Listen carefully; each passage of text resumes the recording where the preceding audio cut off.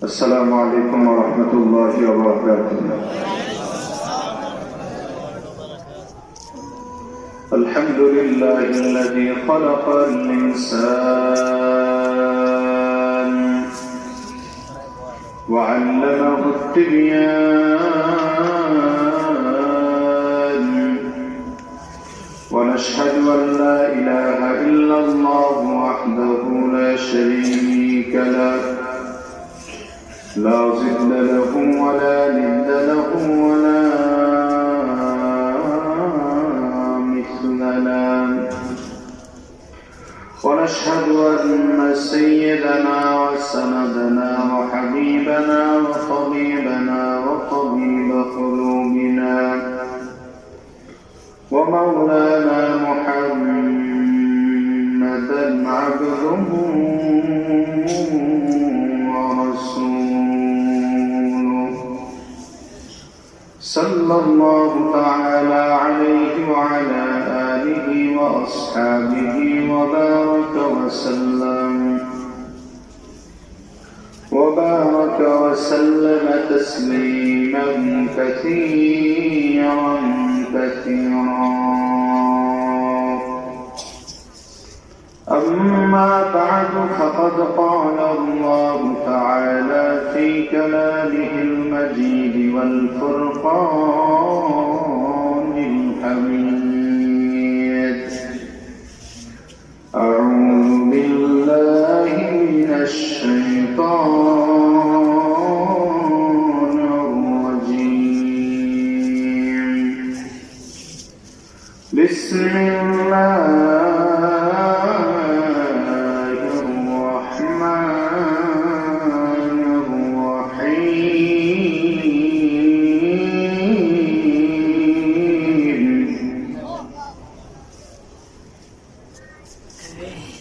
بسم الله الرحمن الرحيم.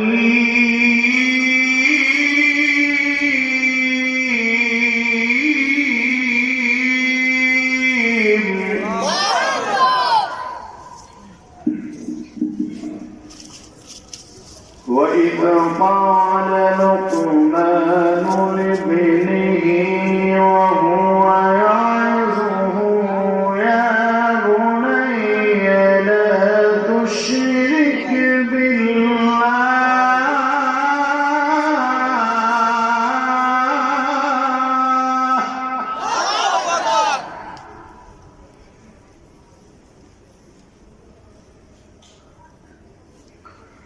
وإذ قال لقمان لابنه وهو يعظه يا بني لا تشرك بالله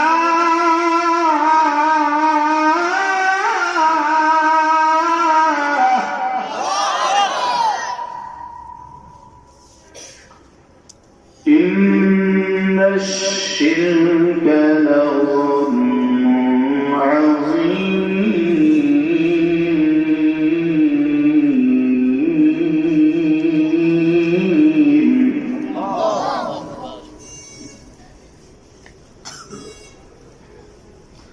ووصينا الإنسان بوالديه حملته أمه وهنا على وهن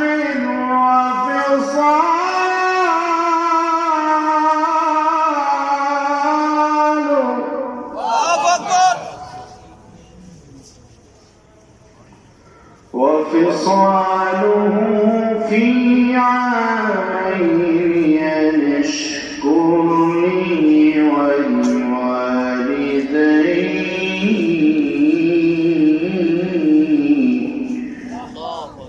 إلي المصير.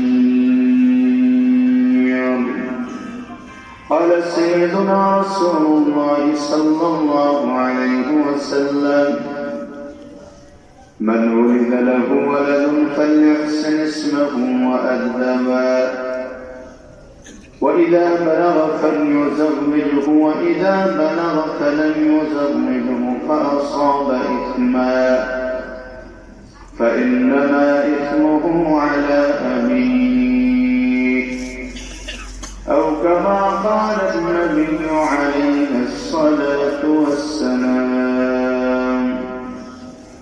صدق الله العلي العظيم وصدق رسوله النبي الكريم ونحن على ذلك من الشاهدين والشاكرين والذاكرين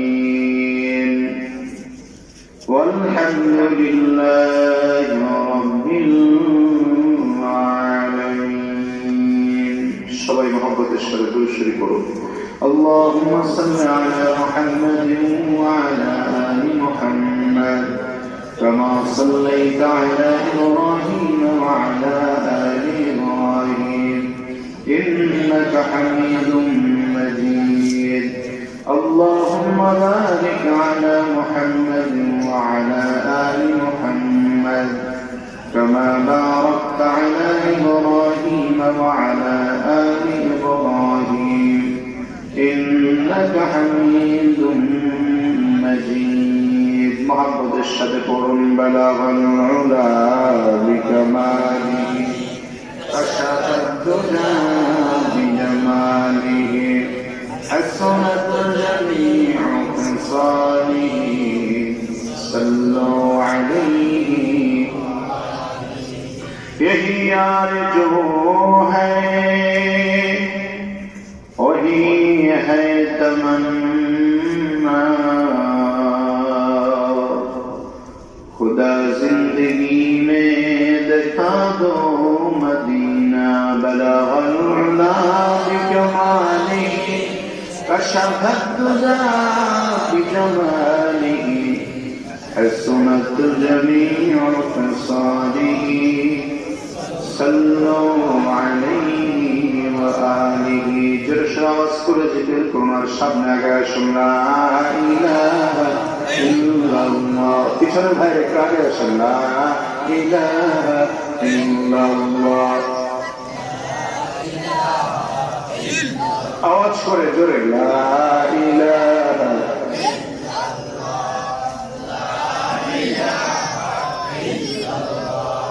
لا إله إلا الله لا إله إلا الله لا إله إلا الله لا إله إلا الله لا إله إلا الله محمد رسول الله صلى الله عليه وسلم. الحمد لله. ঐতিহ্যবাহী নয়কামতা কেন্দ্রের শাকিজা মসজিদ কমিটির উদ্যোগে আয়োজিত আজকের এই পবিত্র তাফসীরুল কোরআন মাহফিলের অত্যন্ত সুনামধন্য শ্রদ্ধাভাজন সভাপতি জনাব হাজী মোহাম্মদ জয়নুল আবেদিন ভূঁইয়া সাহেব, সম্মানিত প্রধান অতিথি জনাব মোহাম্মদ আখলাক হায়দার, সম্মানিত চেয়ারম্যান উপজেলা পরিষদ বরিচং কুমিল্লা, আজকে মাহফিলের বিশেষ অতিথি জনাব মোহাম্মদ ফজলুল হক মুন্সি সাহেব, আমন্ত্রিত অতিথি জনাব মোহাম্মদ আলী হায়দার সাহেব গুরুত্বপূর্ণ আলোচনা পেশ করেছেন বিশিষ্ট ইসলামী চিন্তাবিদ মুফাসসির কুরআন মুহতারাম হযরত মাওলানা মুশাররফ হোসেন সাহেব। আর আলোচনা পেশ করেছেন জননন্দিত আলেমে দ্বীন বিশিষ্ট ইসলামী চিন্তাবিদ উদীয়মান তরুণ আলোচক আপনাদের অত্রগ্রামের কৃতি সন্তান গাজী মাওলানা মোহাম্মদ এরশাদুল্লাহ সাহেব সহ উপস্থিত বরেণ্য ওলামায়ে কেরাম, আইম্মায়ে মাসাজিদ, সকল আলেমদের জন্য দোয়া করছি আল্লাহ তাআলা সকলের হায়াতে বরকত দান করুন বলি আমিন। অবস্থিত এলাকার আশপাশ থেকে বিভিন্ন জায়গা থেকে আগত ইসলাম প্রিয় কোরআন প্রিয় আল্লাহ প্রেমিক রাসূল প্রেমিক তাওহীদের মুসলমান ভাইয়েরা, সম্মানিত সমবেত আমার অত্যন্ত প্রিয় যুবক ও তরুণ বন্ধুরা, পর্দার আড়ালে অবস্থানরত আবেদা সালেহা শ্রদ্ধা সম্মানিত মা ও বোনেরা, মহান আল্লাহ সুবহানাহু ওয়া তাআলার শাহেনশাহী দরবারে শুকরগুজার করছি যে মহান মনে অত্যন্ত দয়া করি, মায়া করি, মহব্বত করি, ভালোবেসে হাজার লাখ মানুষ থেকে যাচাই বাছাই করে দুনিয়ার সকল প্রকার গুনাহের পরিবেশ থেকে মুক্ত রেখে টিভির দোকানে চায়ের আড্ডায় গানের আড্ডায় অশ্লীল পরিবেশে না বসিয়ে আজকের মনে কি সুন্দর বরকতপূর্ণ জান্নাতি পরিবেশ সৌভাগ্যবান মানুষ হিসাবে আসার বসার তৌফিক আমাদেরকে দান করেছেন। আমরা ইচ্ছে করে আসতে পারিনি, আমাদেরকে আসার বসার তৌফিক কে দিয়েছেন? মুসলমানের কণ্ঠে আওয়াজটা বাড়িয়ে দিয়ে আরেকবার জোরে চিৎকার করে বলুন, কে দিয়েছেন? এজন্য সে মহান মুনিবের দরবারে, মাহবুবের দরবারে হৃদয়ের সবটুকু আবেগ ভালোবাসার প্রতি উজাড় করে শরীরের সমস্ত শক্তিকে একত্রিত করে আকাশ বাতাস মুখরিত করে এমন ভাবে গেলে আমাদের শুকর আদায় করে যেন আমাদের শুকরিয়ার আওয়াজ এই জমিন থেকে আল্লাহ পাকের সাহায্য পর্যন্ত পৌঁছে যায়। শরীরের সব শক্তি গলায় নিয়ে চিৎকার করে সকলে পড়ি আলহামদুলিল্লাহ। লক্ষ কোটি দরুদ সালাম আল্লাহর সৃষ্টির প্রধান আকর্ষণ, বিশ্বসভার সভাপতি, বিশ্বমানবতার মহান মুক্তি, বিশ্বমানবতার মহান শিক্ষক, ইমামুল আম্বিয়া, সাইয়্যিদুল আম্বিয়া, হাবিবুল কিবরিয়া, আশরাফুল আম্বিয়া, নবিয়ুল মুরসালিন, খাতামুন নবিয়্যিন, রাহমাতুল লিল আলামিন, নবীদের নবী, সর্বশ্রেষ্ঠ নবী, বিশ্ব জগতের নবী জনাব মুহাম্মদুর রাসূলুল্লাহ সাল্লাল্লাহু আলাইহি ওয়াসাল্লাম। মুহতারাম বন্ধুগণ, পবিত্র কোরআনে পাকের 114 সূরার মধ্যে হতে সিরিয়াল নাম্বার 131 নম্বর সূরা, সূরা লোকমানের 13 এবং 14 নম্বর আয়াতে কারিমা আপনাদের সামনে তেলাওয়াত করেছি। রাসূল পাক সাল্লাল্লাহু আলাইহি ওয়াসাল্লামের পবিত্র জবান থেকে বর্ণিত একটি হাদিস আপনাদের সামনে পেশ করেছি। কথা বলার মতো শক্তি, ইলম, হিকমত, ইস্তেদাদ আমার নেই। মহান মনে আল্লাহ পাকের কাছে তৌফিক চাই, যিনি সকল ইলমের মালিক, সকল যোগ্যতার মালিক। আপনাদের সকলের কাছে আন্তরিক পূর্ণ দোয়া চাই, রব্বুল আলামিন যেন দয়া করে, মেহেরবানি করে আমাদের বাস্তব জীবনের প্রয়োজনে হেদায়েতের উদ্দেশ্যে ইখলাসের সাথে গুরুত্বপূর্ণ প্রয়োজনীয় কিছু কথা সহজ সরল সবলীর ভাষায় তার গোলামের কলম দিয়ে বের করে দেন। সকলে বলুন আমিন। আবার একবার মহব্বতের সাথে আওয়াজ করে বলুন আমিন। কোরআন কারীমের মাহফিল বর্তমান সিচুয়েশনে আয়োজন করা খুব কঠিন ব্যাপার। এজন্য যারা কোরআন কারীমের তাফসীর মাহফিলে সহযোগিতা করেছেন, সার্বিকভাবে মেহনত পরিশ্রম করেছেন, আপনারা যারা পবিত্র কোরআন কারীমের আলোচনা শোনার জন্য দীর্ঘ সময় পর্যন্ত অধীর আগ্রহে অপেক্ষা করছেন, সকলকে অন্তরস্থল থেকে আন্তরিক মুবারক শুভেচ্ছা জ্ঞাপন করছি। পাশাপাশি আল্লাহ পাকের দরবারে দোয়া করছি, মহান মালিক যেন আজকের মাহফিল ওসিলা করে আয়োজক বক্তা শ্রোতা আমাদের সকলকে জান্নাতুল ফেরদাউসের মেহমান হিসেবে কবুল করেন। আল্লাহ যেন আজকের মাহফিল ওসিলা করে অত্র নয়কান্তার জমিনে যত মুসলমান নরনারী কবরবাসী আছেন, আল্লাহ পাক যেন দয়া করে, মায়া করে, মেহেরবানি করে সকলের কবরে আযাবকে মাফ করে দেন। কোরআনের মাহফিলে আসতে পেরে, বসতে পেরে খুশি না বেজার? যদি হয়ে থাকেন খুশি, আওয়াজ হবে বেশি, চিল্লায় বলেন আল্লাহু আকবার। আজকে মুসলমান জাতি চতুর্দিকে সারা বিশ্বব্যাপী মার খাইতেছে, সারা বিশ্ব মুসলমানরা নির্যাতিত হচ্ছে, নিপীড়িত হচ্ছে। মুসলমানদের ইমান যেদিন মজবুত হবে, মুসলমান যেদিন ঐক্যবদ্ধ হবে, সেদিন আর মুসলমান মার খাবে না, বরং সেদিন মার দেওয়া শুরু হবে। ঠিক কিনা বলেন? এজন্য কিছু বাতিল বেঈমান নাস্তিকরা চায় এদেশটাকে ইসলামটাকে এদেশ থেকে মুছে ফেলার জন্য, ইসলামের পাওয়াজকে বন্ধ করে নাস্তিকবাদ, কুফরি মতবাদ প্রতিষ্ঠিত করার জন্য চেষ্টা চালাচ্ছে। আমাদেরকে আওয়াজ অব্যাহত রাখতে হবে যেন বাতিল বেঈমান বুঝতে পারে মুসলমান জাতি কমিয়ে নেই, মুসলমান সজাগ আছে। ঠিক কিনা? ইসলামের জমিনে উলামায়ে কেরামদের মাধ্যমে, আল্লাহ ওয়ালাদের মাধ্যমে জমিনে এসেছে, হাক্কানি পীর মাশায়েখদের মাধ্যমে ইসলাম বাংলার জমিনে আগমন করেছে। এজন্য মুসলমানদের অন্তরে আলেম ওলামাদের প্রতি শ্রদ্ধা, ভালোবাসা, আবেগ আছে না নাই? মুসলমানদের অন্তরে ইসলামের প্রতি মহব্বত আছে না নাই? ইসলামকে রক্ষা করার জন্য মুসলমান প্রয়োজন হলে রক্ত দিতে প্রস্তুত হবে, ইসলামকে রক্ষা করার জন্য প্রয়োজন হলে জীবন দিতে প্রস্তুত থাকবে, ইসলামকে রক্ষা করার জন্য প্রয়োজন হলে শাহজালালের মতো আবার তলোয়ার নিয়ে গর্জে উঠতে হবে, ইসলামকে রক্ষা করার জন্য খালেদ বিন ওয়ালিদের হুঙ্কার ছাড়তে হবে, ইসলাম এবং ঈমানকে রক্ষা করার জন্য মুহাম্মদ বিন কাসিমের পাগড়ি মাথায় রাখতে হবে। আল্লাহকে দেখা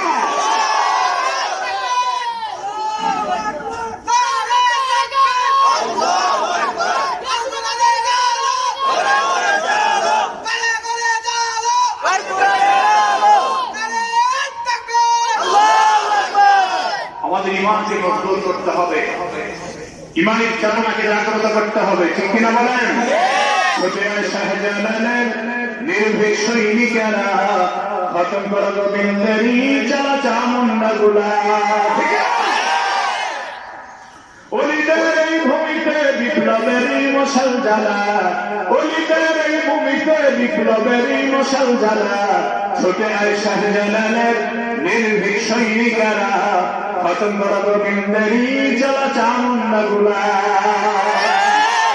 শাহজালালের এই ভূমিতে আসে যারা ভাগ বসাতে, শাহজালালের এই ভূমিতে আসে যারা ভাগ বসাতে, খোদাদ্রোহী নাস্তিকদের দেশ থেকে জলদি তারা, খোদাদ্রোহী বেঈমানদের দেশ থেকে জলদি তারা।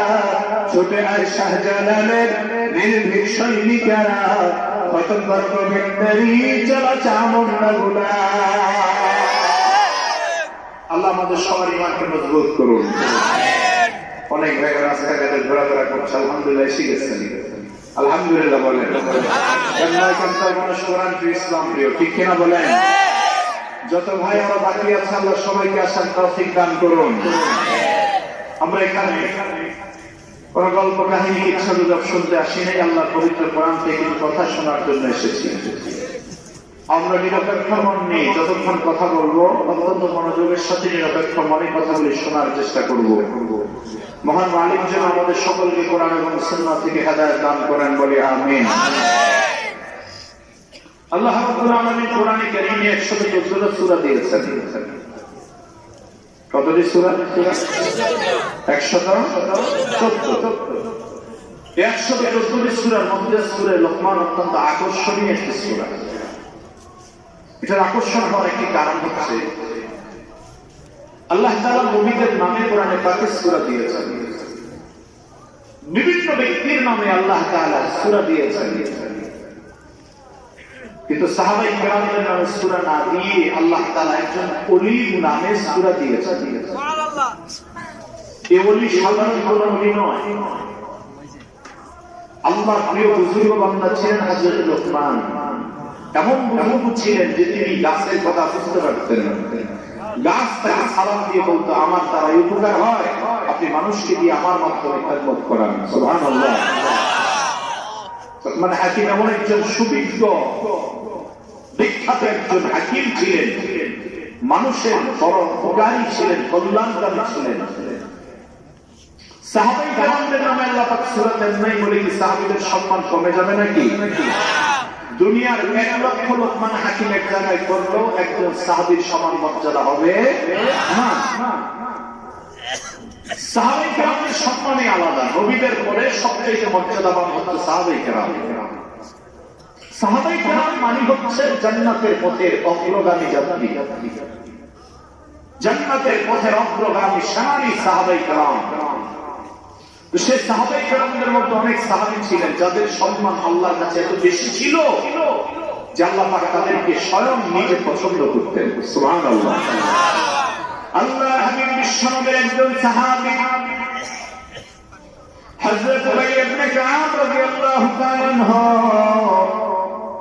অত্যন্ত চমৎকার কণ্ঠে আল্লাহ পাকের পবিত্র কালাম তেলাওয়াত করতে পারতেন।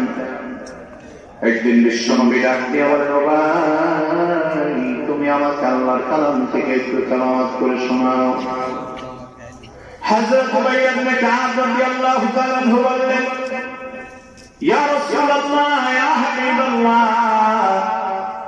পবিত্র কোরআন আল্লাহ তাআলা আপনি বিশ্বনবীর উপর নাযিল করে দিয়েছে, সুতরাং আপনি কোরআন পড়লে জিন জাতিরা পর্যন্ত বসে বসে আপনার কণ্ঠের কালামের তেলাওয়াত শুনে। আর আমি আপনার কাছে কেমন করে কোরআনের তেলাওয়াত শোনাবো নবী? আল্লাহ তুমি জানতে বলেন, ভাই ইবনে কাব তুমি জানো না, তুমি জানো না কোরআনে কারীম তুমি 7টা কেরাতে পড়তে পারো, তোমার কণ্ঠের তেলাওয়াত আল্লাহ বড় ভালোবাসেন, বড় পছন্দ করেন। এজন্য আল্লাহ তোমার নাম নিয়ে আমাকে বলেছে আমি বিশ্ব নবী যেন তোমার কাছ থেকে কোরআনের তেলাওয়াত শুনি। হযরত উবাই ইবনে কাব রাসূলকে কোরআনের তেলাওয়াত শোনাচ্ছেন। জামিয়া তিরমিজির বর্ণনা পাওয়া যায় আল্লাহর হাবিবের প্রিয় সাহাবী উবাই ইবনে কাব রাদিয়াল্লাহু তাআলা রাসূলকে কোরআনের তেলাওয়াত শোনাইতেছেন। আমরা তো রাসূলের উম্মত, একজন আরেকজনকে কোনোদিন বলি নাই ভাই তুমি আমাকে একটু কোরআনের তেলাওয়াতটা শোনাও, এই কথা কয়জনে বলি? তুমি আমাকে, আমি কোরআন পড়তে পারি না, তুমি আমাকে একটু কোরআনের তেলাওয়াত শোনাও। কিন্তু সাহাবায়ে কেরাম যাদের কণ্ঠ ভালো ছিল, যাদের আকর্ষণ ভালো ছিল, তাদেরকে ডাকে নাই কেন, বসা বসা কোরআনে কারিমের তেলাওয়াত শুনতেন তারা। হযরত ওমর ইবনে খাত্তাব রাদিয়াল্লাহু তাআলা দেখতে পাইলেন হযরত উবাই রাসূলকে কোরআনের তেলাওয়াত শোনাচ্ছে। অন্য একদিন হযরত ওমর উবাই ইবনে কাবকে ডেকে নিয়ে বলল, উবাই ইবনে কাব, আমি দেখেছি পয়গম্বর বিশ্বনবী তোমার কণ্ঠের কোরআনের তেলাওয়াত শুনে, নিশ্চয়ই তোমার কণ্ঠের মধ্যে মজা আছে, তুমি আমাকে দয়া করে একটু কোরআনের তেলাওয়াত করে শোনাও। হযরত উবাই ইবনে কাব বললেন, আপনি আল্লাহর কালামের কোন সূরার তেলাওয়াত শুনবেন বলেন? বলে আমার কাছে সূরাতুদ দুহা বড় ভালো লাগে, আমাকে তুমি সূরাতুদ দুহা তেলাওয়াত করে শোনাও দাও। সুবহানাল্লাহ। আমি আগে বলে কোরআন কারীম সাতটাতে পড়া যায়। আমার মহব্বত উবাই ইবনে কাব সূরাতুদ দুহা শোনানো আমাকে হযরত ওমর রাদিয়াল্লাহু তাআলা কে ভিন্ন একটা রাত দিয়ে সূরাতুদ দুহা তেলাওয়াত শোনালেন। কেমন করে শোনালেন? বিসমিল্লাহির রাহমানির রাহিম।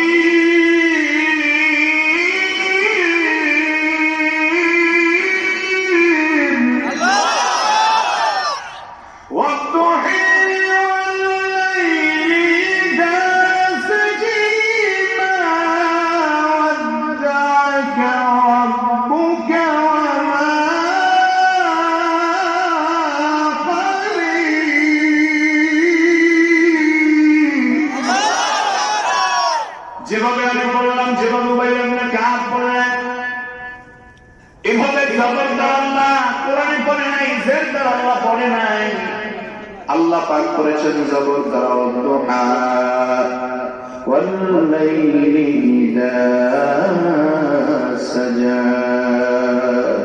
আল্লাহ রাব্বুল আলামিন যেভাবে কেরাত, একটা কেরাত আছে সুপ্রসিদ্ধ কেরাত, ওয়াদুহা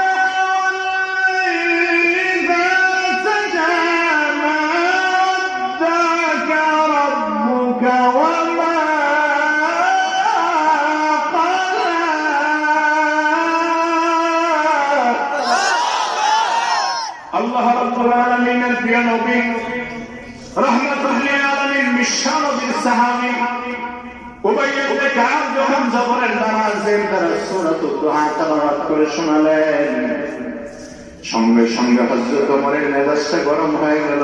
জবরের জায়গায় কেন জের দিল? সাথে সাথে জামার কালার টেনে ধরলেন উবাই ইবনে কাবের। হযরত ওমর উবাই ইবনে কাবের জামার কালার টেনে ধরে বলেন, তুমি আল্লাহর কালামের তেলাওয়াত কেমন ভুল করতেছো ইচ্ছা করে?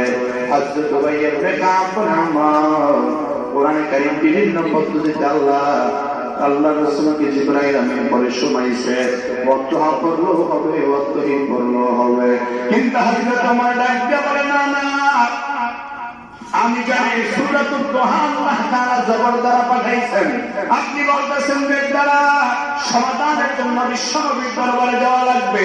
ও আমার বন্ধুগণ, হযরত ওমর তেমন ওমর ছিলেন, ইসলামের বিরুদ্ধে একটা বেঈমান যদি কথা বলতো, তার গর্দানটাকে তিনি হাতের মধ্যে নিয়ে নিতেন মাথা।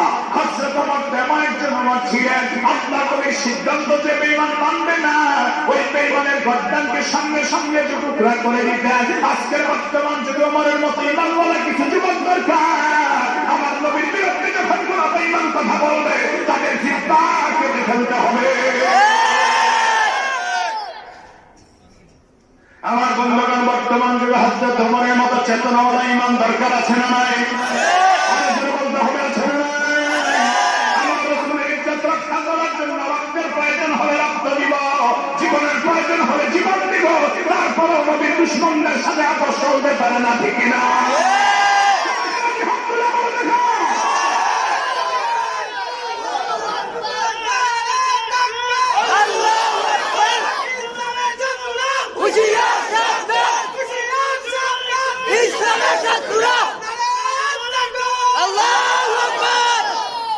আল্লাহ নবীর বিরুদ্ধে যে বেঈমান কথা বললে সে আমাদের চিরশত্রু, ঠিক না? শুধুমাত্র জবরের জায়গায় যে তেলাওয়াত করেছেন হযরত ওমর রাদিয়াল্লাহু তাআলা সাথে সাথে জামার কালার টেনে টেনে নিয়ে যাচ্ছে রাসূলুল্লাহর দরবারে। আল্লাহ নবী ডাকতে বললেন, উমাইয়া তুমি কাঁদে, জামার কালার তুমি ছেড়ে দাও। ভাই ভাই ঝগড়া করা ভালো নয়, কেন জামার কালার টেনে ধরলা বলো? হুজুর আপনার সাহাবী সূরাতুদ দুহা আমার শোনাইছে, জবরের জায়গায় জের দিয়ে শোনাইছে। বিশ্ব নবী ডাকিয়া বলেন, এই সাহাবীর মর্যাদা কত তা কি তুমি জানো? এই সাহাবী এমন একজন সাহাবী যার কণ্ঠের তেলাওয়াত শুনে আল্লাহ তাআলা পছন্দ করলেন। ওমর তুমি এই সাহাবীর কণ্ঠের তেলাওয়াত শোনো নাই, এই সাহাবীর জামার কালার ধরো না রে ওমর। সাহাবীর কাছে ক্ষমা চেয়ে নাও। হযরত ওমর বলে, ভাই আমাকে ক্ষমা করে দাও, আমি আজ থেকে জানতাম না কোরআন কেমন ভাবে পড়া যায়, কত পদ্ধতিতে পড়া যায়।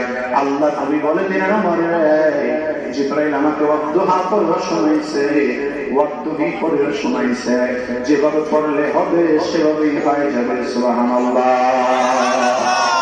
আমার প্রিয় বন্ধুগণ, আমার প্রিয় ভাইরা, হযরত ওমরের মতো সাহাবী যার মেজাজ ছিল মেজাজ ওহী, যে হযরত ওমরের সিদ্ধান্তের উপর আল্লাহ তাআলা কোরআনের 25 জায়গায় আয়াত নাযিল করে দিয়েছেন, সে ওমরের নামে কোরআনে পাক আল্লাহ তাআলা সূরা আন-নাই, হযরত আবু বকরের নামে আল্লাহ কোরআনে সূরা আন-নাই, ওসমান আলীর নামে সূরা আন-নাই, শুধুমাত্র একজন সাহাবীর নাম আল্লাহ উল্লেখ করেছেন কোরআনে, যিনি রাসূলুল্লাহর বাবার পুত্র ছিলেন হযরত যায়েদ ইবনে হারিসা। শুধুমাত্র যায়েদ নামে আল্লাহ উল্লেখ করেছেন, কিন্তু সাহাবায়ে কেরামদের প্রশংসা আল্লাহ কোরআনের বিভিন্ন আয়াতে করেছেন। বিভিন্ন সূরাতে আল্লাহ তাআলা সাহাবায়ে কেরামদের প্রশংসা করেছেন। আমার বন্ধুরা, এখন প্রশ্ন থাকতে পারে, হুজুর সাহাবায়ে কেরামদের নামে আল্লাহ সূরা দিলেন না, যাকে আমরা চিনি না জানি না তার নামে আল্লাহ কেন কোরআনে সূরা দিলেন? এবার যে লোকটার নামে আল্লাহ সূরা দিলেন, এই লোকটার সাথে আমাদের একটু পরিচিত হওয়ার দরকার আছে না নাই? হযরত লুকমান হাকিমের ব্যাপারে তাফসীরে ইবনে কাসির লম্বা 3 পৃষ্ঠার বিবরণ এসেছে। হযরত লুকমান হাকিম ছিলেন এক নম্বরে কালো, এক নম্বরে ছিলেন কালো, 2 নম্বরে ছিলেন খাটো, 3 নম্বরে ছিল বন্ধ পরের বাড়ির গোলাম রাখাল।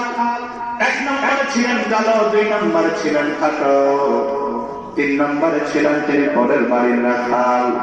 আমার বন্ধুগণ, 3টা কারণ, তার মধ্যে ছিল 3টা গুণ, তার মধ্যে ছিল 1 নম্বরে কালো, 2 নম্বরে খাটো, 3 নম্বরে রাখালি করত, পরের বাড়ির রাখাল ছিল। আমার বন্ধুগণ, যদিও কালো ছিল লুকমান, আল্লাহ তাআলা হযরত লুকমানের সম্মান এত বাড়ায় দিলেন, আল্লাহ তাআলা 31 নম্বর সূরাটা হযরত লুকমান হাকিমের নামে নাযিল করলেন, এবং হযরত লুকমান তার সন্তানকে যে নসিহতগুলি করেছেন, ওই নসিহতগুলি মহান আল্লাহ কোট করে পাঠিয়ে দিয়েছেন। সুবহানাল্লাহ। আচ্ছা, বিবাহ শাদী করতে গেলে ছেলে যদি কালো হয় তাহলে কি গ্র্যান্টেড হয়? হ্যাঁ, খুব কম গ্র্যান্টেড হয়। তবে যদি যোগ্যতা থাকে তাহলে গ্র্যান্টেড হয়, ঠিক না? যোগ্যতা থাকলে ঠিক আছে, মেয়ের বাবা কয় ঠিক আছে, ছেলের যেহেতু যোগ্যতা আছে তাহলে বিয়ে দেওয়া চলে। কিন্তু আমার অন্যরকম ছেলে দেখতে নাক বোচা, কান কাটা, ঠোঁটগুলো মোটা মোটা, পাক লাইনের মতো ভাড়া ভাড়া, এমন ছেলে তো কেউ বিয়ে করতে চাইবে না। আল্লাহ কই, বান্দারে তোমার কাছে কালো বান্দা হতে পারে, তোমার কাছে বান্দি কালো হতে পারে, তোমরা ছেলে আর মেয়ে কালো মেয়ে বিয়ে করতে চাও না, কালো ছেলে বিয়ে করতে চাও না, কিন্তু আমার কাছে তাকওয়ার দাম, আমার কাছে তাকওয়ার দাম, আমার কাছে তাকওয়ার এত দাম। কালো মানুষ যদি হয় তার মধ্যে তাকওয়া থাকে, তার মতো সুন্দর, তার মতো সম্মান দুনিয়ার লক্ষ কোটি সুন্দর এক জায়গায় করলেও হবে না। সুবহানাল্লাহ। কালো মানুষকে মানুষ গ্রহণ করতে চায় না, খাটো মানুষকে গ্রহণ করতে চায় না, কিন্তু আল্লাহ বলেন কালো আর খাটো আর বেটে এটা আমার কাছে গ্রহণযোগ্য নয়। আমার কাছে গ্রহণযোগ্য হচ্ছে কার মধ্যে কত তাকওয়া আছে, আমার ভয় আছে, সেটাই আমার কাছে গ্রহণযোগ্য। এজন্য আমেরিকার যত প্রধানমন্ত্রী যত সুন্দর হোক, সে আল্লাহর কাছে 1 পয়সার দাম নাই, কিন্তু আমার দেশের রিকশাওয়ালা যদি কালো হয় তার দাম আল্লাহর কাছে কোটি গুণ গুণে বেশি।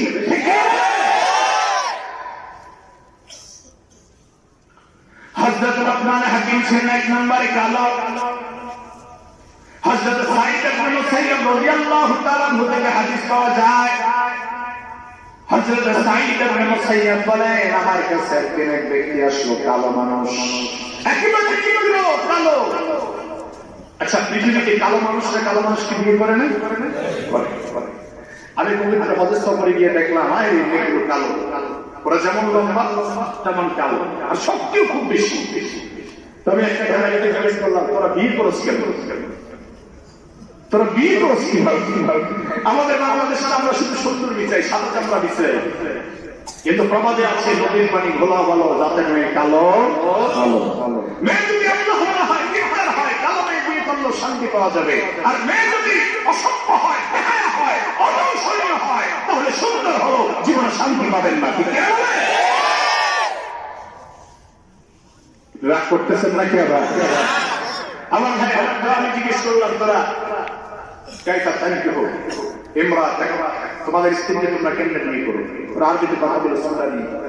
তারা বললো যে আমাদের মধ্যে যারা সবচেয়ে বেশি কালো, ওরে আমরা বিয়ে করি। সবচেয়ে বেশি কালো যে, ওরে আমরা সুন্দর মনে করি। আল্লাহু আকবার বলে।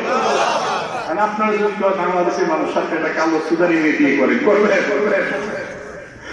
আমার ভাই, ওরা কালোটাকে বেশি পছন্দ করে। ওদের মধ্যে যেটা কালো, হাইলাইটস কালোটাকে ওরা বেশি পছন্দ করে। তাহলে রুচি দিয়েছেন কে? যখন কে? আমি চিন্তা করলাম, আল্লাহ, যদি তুমি এমন সুন্দর রুচি মানুষকে রান্না করতা, তাহলে সুদানের মেয়েদেরকে কেউ তো বিয়ে করতো না। কিন্তু আল্লাহ কালো বলেন, ওরা কালো হলে কি হবে? ওদের মধ্যে আমি আল্লাহ আকর্ষণ সৃষ্টি করে দিয়েছি। আমি আল্লাহ মহব্বত ভালোবাসা সৃষ্টির জন্য যে বিবেক দরকার, ওই বিবেক আমি আল্লাহ দিয়েছি। এমন কালো একজন মানুষ হযরত সাঈদ ইবনে মুসাইয়্যিবের কাছে আসলেন। রাসূলের প্রিয় সাহাবী হযরত সাঈদ ইবনে মুসাইয়্যিব বলেন, আমার কাছে একজন কালো মানুষ এসে বললেন, আমি একজন নিগ্রো কালো, আমি কি আল্লাহর জান্নাতে যেতে পারবো? হযরত সাঈদ ইবনে মুসাইয়্যিব বলে, আল্লাহর বান্দা, লা তাহজান বিআজমি আন্নাকা আসওয়াদ, তুমি যে কালো এই জন্য কোনো চিন্তা ভাবনা করবা না। কারণ পৃথিবীর জমিনে 3 জন কালো মানুষ আছে যারা সারা কালো, যাদের জন্য আল্লাহ জান্নাতের আটটা দরজা অপেক্ষা করবে। সুবহানাল্লাহ। সুন্দর হয়ে মিলাদ হবে যদি জান্নাতে যাওয়া না যায়। এই জন্য আল্লাহ বলেছেন, আব্দুল মুমিনুন খায়রুম মিনাল মুশরিক। একজন খাঁটি গোলাম, আল্লাহর গোলাম ইমানদার, মুশরিকের চাইতে, হাজার মুশরিকের চাইতে আল্লাহর কাছে অনেক দামি। আপনি সুন্দর মানুষ, কিন্তু ঈমান নিয়ে আমল নিয়ে কবরে যেতে পারলেন না, আপনি জান্নাতেও যেতে পারবেন না, জাহান্নামের আগুনে জ্বলা লাগবে। আর যদি আপনি কালো মানুষ হন, কিন্তু ঈমান আর আমল নিয়ে কবরে যান, তাহলে বলতে আপনার কোনো চিন্তা হবে না, কোনো ভাবনা হবে না, পেরেশানিগ্রস্ত হতে হবে না। হযরত সাঈদ ইবনে মুসাইয়্যিব বলে, ও আল্লাহর বান্দা, তুমি কালো মানুষ, সেই জন্য মন খারাপ করো না। লা তাহজান বিআজমি আন্নাকা আসওয়াদ, কারণ পৃথিবীর জমিনে 3 জন কালো মানুষ আছে যারা সারা কালো, যাদের জন্য আল্লাহ জান্নাতের প্রত্যেকটা দরজা থেকে আওয়াজ আসবে, ও কালো মানুষ, তুমি আমি জান্নাতে ঢুকে যাও। ও কালো মানুষ, তুমি আমার জান্নাতের মধ্যে ঢুকে যাও। তার মধ্যে 1 নাম্বার কালো হলেন লোকমান, 2 নাম্বার কালো হলেন হযরত বেলাল। হযরত বেলাল তো এত কালো ছিলেন বলল, হযরত বেলাল যখন আযান দিতেন বাইতুল্লাহর মিনারায় দাঁড়ায়া, মক্কার কাফের বেঈমানরা বলতো, ওই তো দেখো মক্কার কালো কাউয়া আযান দিতেছে। মহান আসমানের মালিক আল্লাহ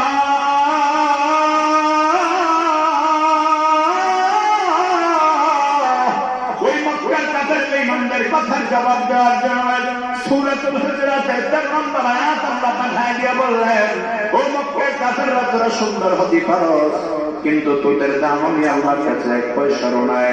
বেলাল যদি কালো হয়ে থাকে, তার সম্মান আমি আল্লাহর কাছে অনেক গুণে বেশি।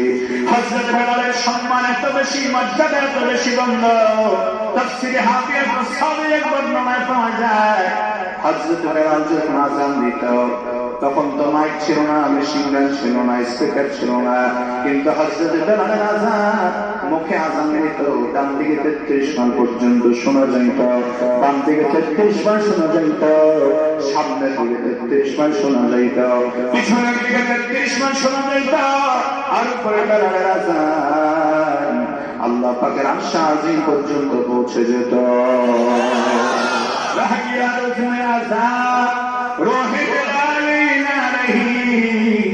فلسفة رهية تمكين مزاين رهي বেলালকে আল্লাহ তো সম্মান দিলেন, এত মর্যাদা দান করলেন।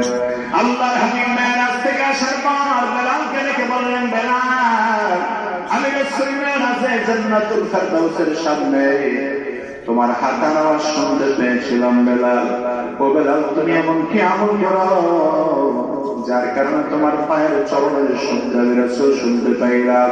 হযরত বেলাল বলেন, রাসূলুল্লাহ আমার পায়ের শব্দ আপনি শুনতে পাইলেন পয়গম্বর, আমি তেমন কোনো ভালো আমল করি না,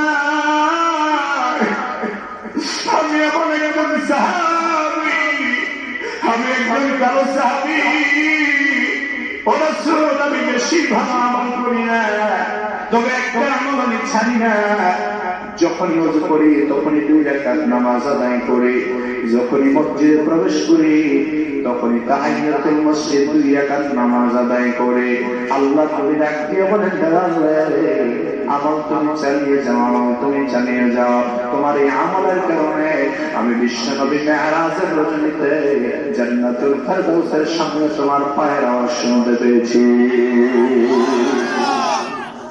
হযরত বেলাল ছিলেন কালো, কিন্তু আমার আপনার মতো এত কালো এত সুন্দর ছিল না, কিন্তু আমার বন্ধুরা আমরা কেউ তো বেলালের মতো হতে পারবো না, ঠিক না? হযরত বেলাল যদিও কালো ছিলেন কিন্তু আল্লাহর কাছে ভালো। 3 নম্বরে যে কালো মানুষের কথা হযরত সাঈদ ইবনে মুসাইয়াব বললেন, তিনিও রাখাল ছিলেন, তিনিও গোলাম ছিলেন। হযরত ওমর রাদিয়াল্লাহু তাআলা একটা গোলাম, তার নাম ছিল মাহজায়া। ওই মাহজায়া কালো ছিল, কিন্তু আল্লাহর জান্নাত তার জন্য অপেক্ষা করতে থাকবে। এবার আসুন বন্ধুরা, হযরত লুকমান হাকিমের ব্যাপারে আল্লাহ কেন সূরা নাযিল করলেন? হযরত লুকমান হাকিমকে আল্লাহ কেন এত বেশি ভালোবাসেন? তাফসীরের বর্ণনায় পাওয়া যায় তিনি হযরত ইলিয়াস রাদিয়াল্লাহু রাহমাতু আলাইহিস সালাতু ওয়াস সালামের সময়কার মানুষ ছিলেন। হযরত লুকমান ইলিয়াস আলাইহিস সালাতু ওয়াস সালামের সময়কার মানুষ ছিলেন। তার মধ্যে 1 নম্বর গুণ ছিল তিনি আল্লাহর সাথে কখনো শরীক করে নাই। একদিন বিশাল ময়দানে হযরত লুকমান হাকিম ভাষণ দিচ্ছেন জনগণের সামনে। হঠাৎ করে জনগণ দাঁড়িয়ে বললেন, লুকমান তুমি কি সেই লুকমান না যার সাথে আমি মাঠে ময়দানে বকরি চড়াইতাম? ও লুকমান তুমি কি সেই লুকমান না যার মালিক যার উপর খুশি হয়ে তাকে আজাদ করে দিয়েছে? আপনি কি সেই লুকমান না? আমরা তো এখন গান পাইতে পারলে মাঝে খবর নেই না, ঠিক না? কিন্তু হযরত লুকমান অতীতকে ভুলে যায় নাই। যারা অতীতকে স্মরণ রাখে বন্ধু, তারাই প্রকৃত মানুষ, তারাই প্রকৃত মানুষ। এখন দেখা যায় টাকা পয়সা হয়েছে, দারিদ্র্যের কথা এখন আর ভালো লাগে না, কিন্তু হযরত লুকমান হাকিম বলল, বন্ধুরে আমি সেই লুকমান যে তোমার সাথে মাঠে ময়দানে বকরি চড়াতাম। ডাক দিয়ে বলে, লুকমান আজকে আল্লাহ তোমার এত সম্মান দিল, কেন দিল? আমাকে এত সম্মান কেন দেয় না? হযরত লুকমান হাকিম তখন তার গুনাহের কথা তুলে ধরলেন। 1 নম্বর গুনাহের কথা বললেন, যত বিপদ এসেছে তিনি সাহায্য চেয়েছেন আল্লাহর কাছে, কোনদিন কারোর কাছে মাথা নত করে। এখন তো আমরা ও আমার বন্ধুগণ, বাংলাদেশে শিরকের জোয়ার অত্যন্ত কঠিন ভাবে বইতেছে। পীরের পায়ে মাথাটা ঠেকায় রাতের পর রাত পার করে দেয়, এমনও ভণ্ড আছে না নাই?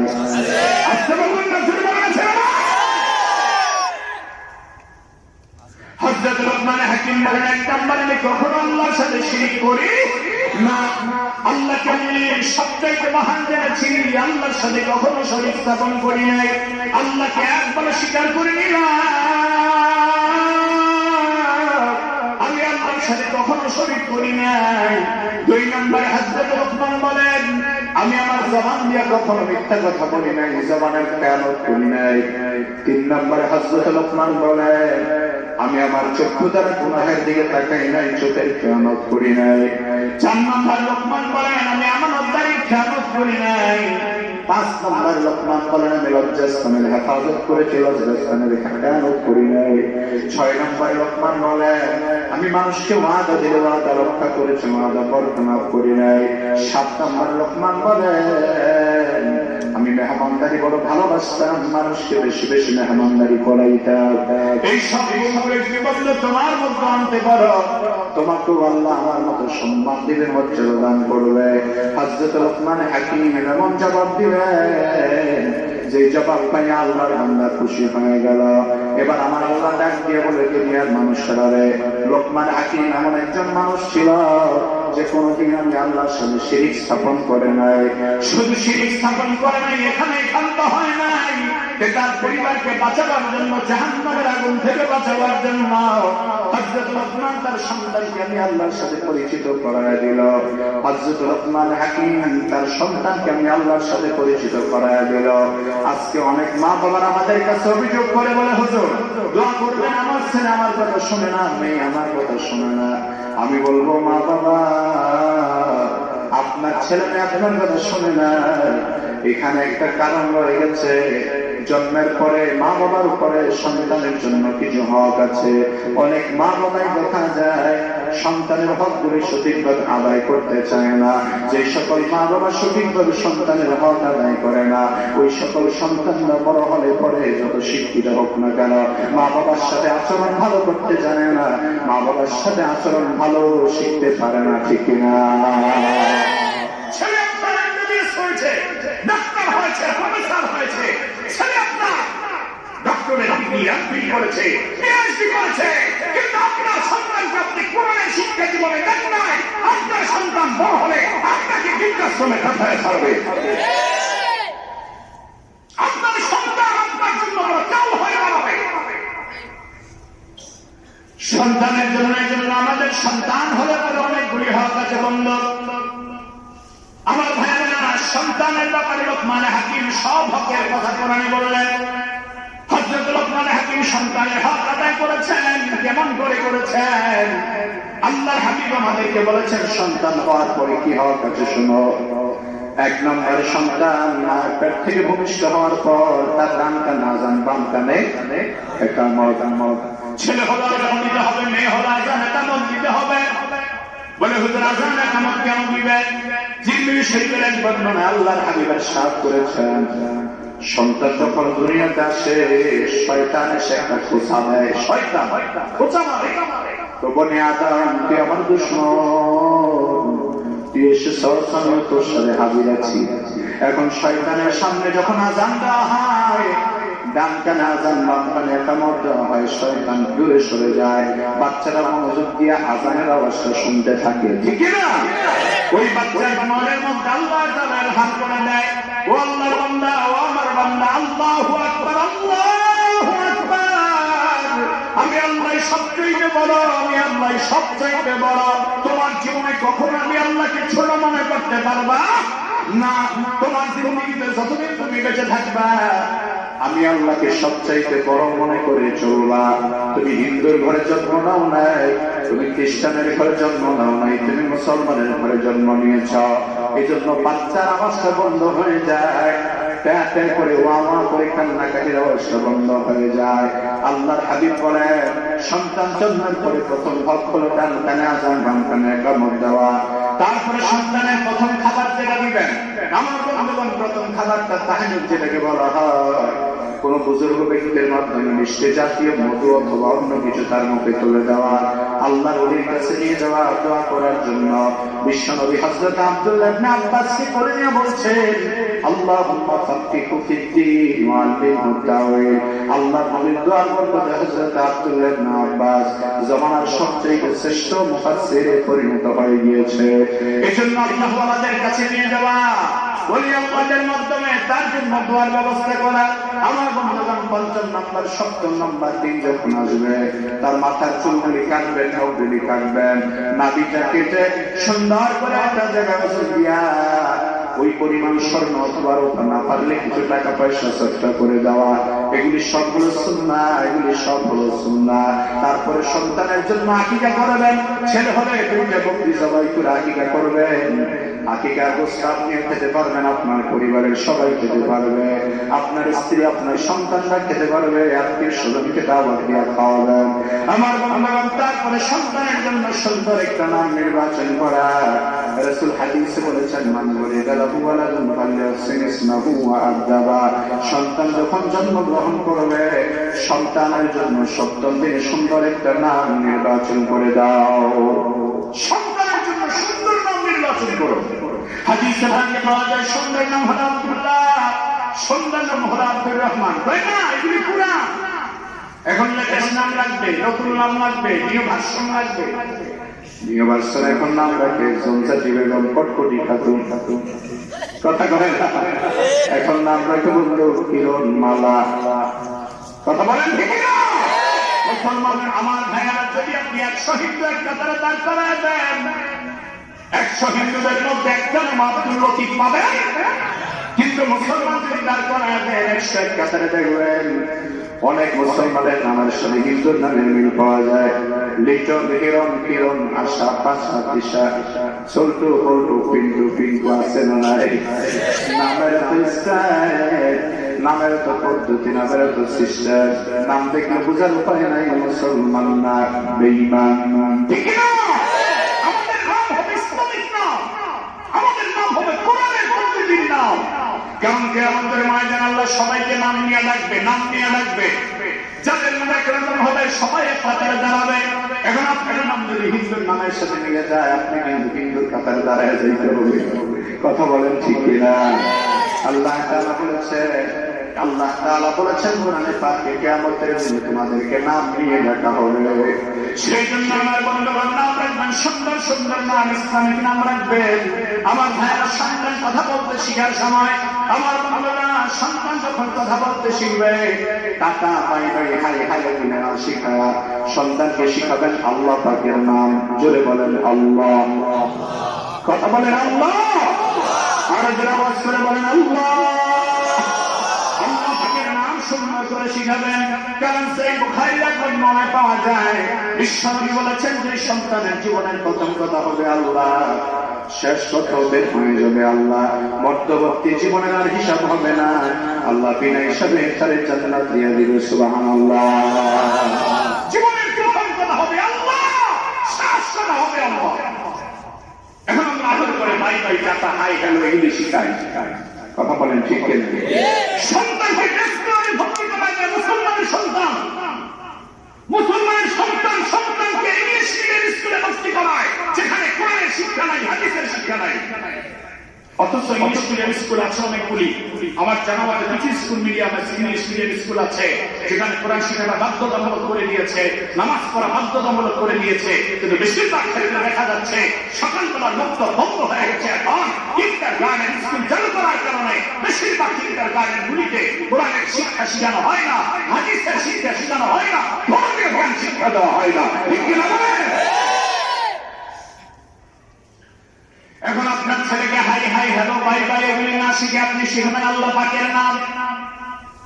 তারপরে আপনার সন্তান কথা বলতে শিখবে, তারে কখনো মিথ্যা আশ্বাস দিবেন না, মিথ্যা আশ্বাস সন্তানকে দিবেন না।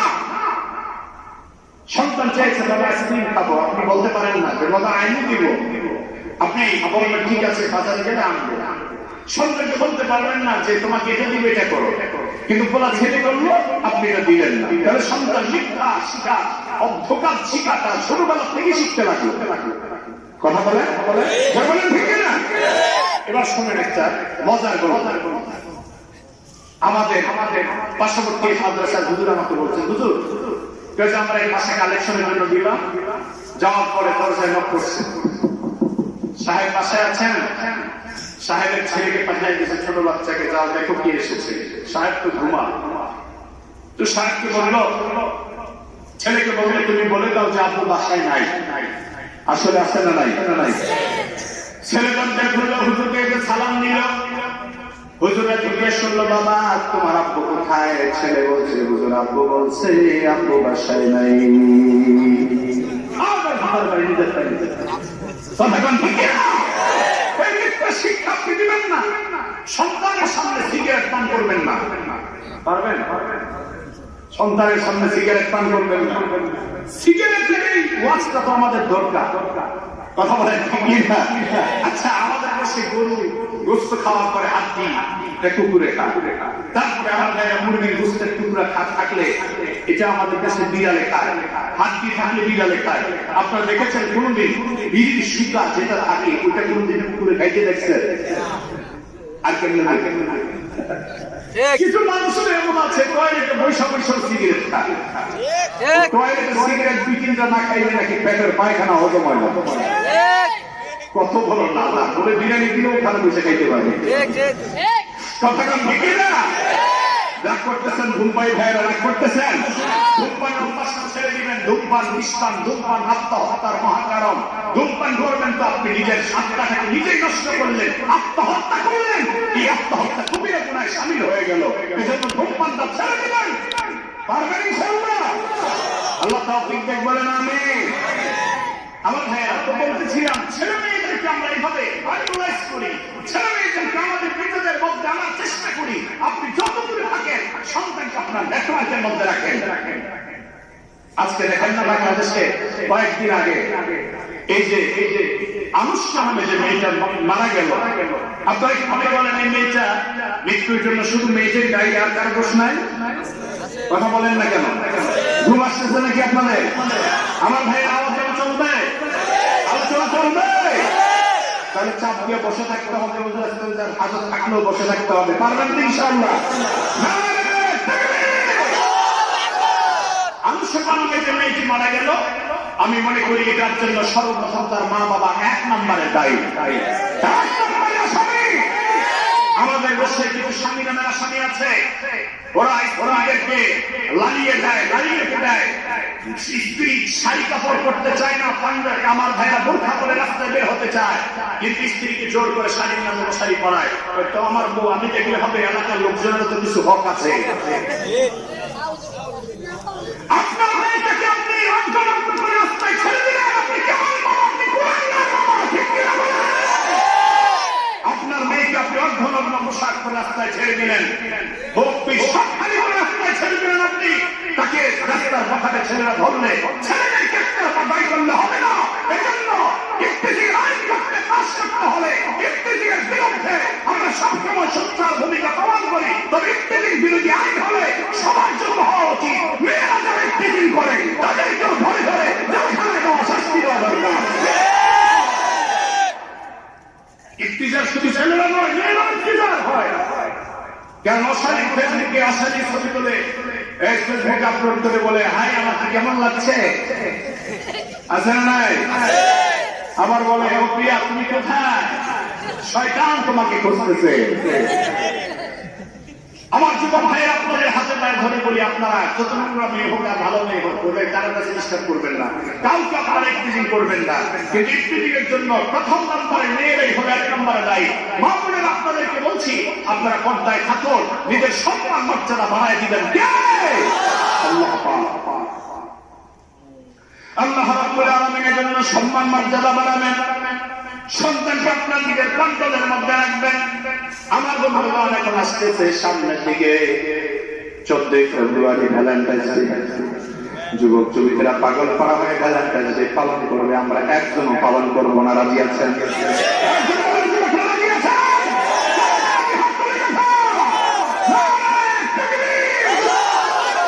আমরা খ্রিস্টীয় সভ্যতা পালন করতে পারি আমরা ইহুদিদের সভ্যতা পালন করতে পারি হিন্দুদের সংস্কৃতি পালন করতে পারি আল্লাহ আমাদেরকে তৌফিক দান করুন এবার আল্লাহ রাব্বুল আলামিন বলেন সন্তানকে আপনি আল্লাহর পরিচয় শিক্ষা দিবেন আল্লাহর পরিচয় শিক্ষা সন্তানকে আল্লাহর পরিচয় শিক্ষা দেওয়ার পরও যদি সন্তান আপনার কন্ট্রোলে না আসে ভালো না হয় সন্তানকে আপনি ডাইনে যাইতে বললে বামে যায় বামে যাইতে বললে ডানে যায় তখন আপনি কি করবেন মহান আল্লাহ বলেন সন্তানকে বেদরত মারামারি করিও না আমাদের দেশে গরু যে পিটায়, গরু দিয়ে হাল চাষ করে, গরু যে পিটায়, এটা কি বলে? বাসুন বা হাইলা সিবা, ঠিক কিনা? হাইলা সিবা দিয়ে যদি ছেলের পিটা, ছেলে কি মানুষ হবে কোনো নেই? এটা করবেন না, করবেন না। আজকে এই কথাগুলি খুব মনোযোগ দিয়ে শোনার চেষ্টা করবেন, ভবিষ্যতে কাজে লাগবে। ছেলে মেয়েদেরকে বেশি ভাবে মারবেন না, বেশি ধমক দিবেন না, তাহলে তাদের মন ছোট হয়ে যাবে। এজন্য ধমক দেওয়ার সাথে সাথে আমার আদর করে ফেলবেন, তাহলে মনটা ঠিক হয়ে যাবে। তবে ধমকও দরকার, শাসনও দরকার, আবার আদরও দরকার।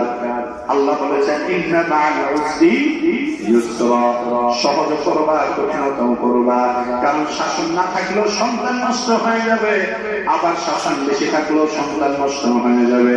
আল্লাহ বলে সন্তানকে তুমি মাঝে মাঝে তোমার নিজের কাছে বসায়া আমি আল্লাহর পরিচয়ের কথাগুলি তুলে ধরবা। সন্তানকে আল্লাহর পরিচয় করায় দেওয়া এটা মা বাবার দায়িত্ব এবং হক রয়েছে। আল্লাহ বলে ও দুনিয়ার মানুষেরা, লোকমান হাকিম যেভাবে তার সন্তানকে নিজের পাশে বসায়া আমি আল্লাহর ব্যাপারে পরিচয় অত্যন্ত সুন্দরভাবে তুলে দিয়েছে। লোকমান হাকিম তার সন্তানকে ডাক দিয়ে বলল ইয়া বুনাইয়া ওয়াইযা ক্বালা লুকমানু লিবনিহি ওয়া হুয়া ইয়াইযুহু ইয়া বুনাইয়া লা তুশরিক বিল্লাহ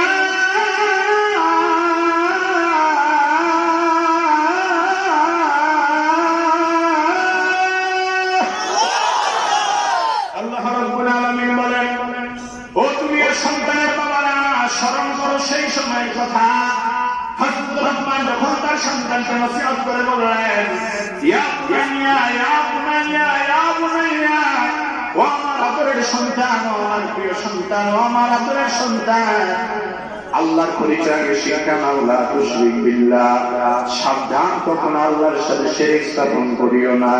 কারণ ইন্নাশ শিরকা লাযুলমুন আযীম, দুনিয়ার জমিনে যত জুলুম আছে সবচেয়ে বড় জুলুম হলো আল্লাহর সাথে শিরক করা।